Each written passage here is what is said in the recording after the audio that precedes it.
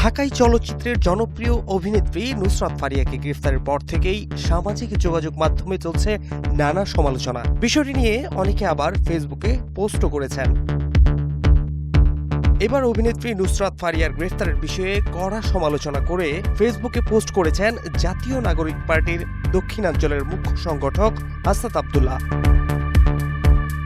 Facebook পোস্টে হাসনাত আব্দুল্লাহ লেখেন, সরাসরি হত্যাকাণ্ডে জড়িত খুনিকে দেশ থেকে নিরাপদে বেরিয়ে যাওয়ার সুযোগ দেওয়া হয়। শিরিন শারমিনকে রাষ্ট্রীয় তত্ত্বাবধানে বাসায় গিয়ে পাসপোর্ট করে দেওয়া হয়। দ্বিতীয় ট্রাইব্যুনাল জানুয়ারিতে হওয়ার কথা থাকলেও মে মাসে এসেও শুরু হয়নি।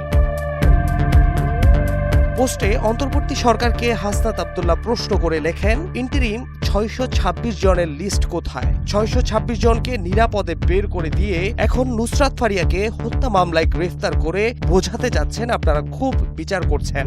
এগুলো বিচার নয়, এগুলো হাসিনা স্টাইলে মনোযোগ ডাইভারশন। এনসিপি নেতা হাসনাত আব্দুল্লাহর এমন মন্তব্যে প্রশ্ন উঠেছে সরকারের বিচার কার্যক্রম ও আইন প্রয়োগের প্রক্রিয়া নিয়ে। এর আগে থাইল্যান্ডে যাওয়ার সময় শাহজালাল আন্তর্জাতিক বিমানবন্দর থেকে আটকের পর আদালতের নির্দেশে একটি হত্যা চেষ্টা মামলায় কারাগারে পাঠানো হয় অভিনেত্রী নুসরাত ফারিয়াকে। বৈষম্য বিরোধী ছাত্র আন্দোলনের বিপক্ষে অবস্থান নিয়ে আওয়ামী লীগের অর্থ যোগানদাতা হিসেবে আসামি করা হয়েছে ঢাকাই চলচ্চিত্রের জনপ্রিয় এই নায়িকাকে। Fahad Shahriar, news desk, global television.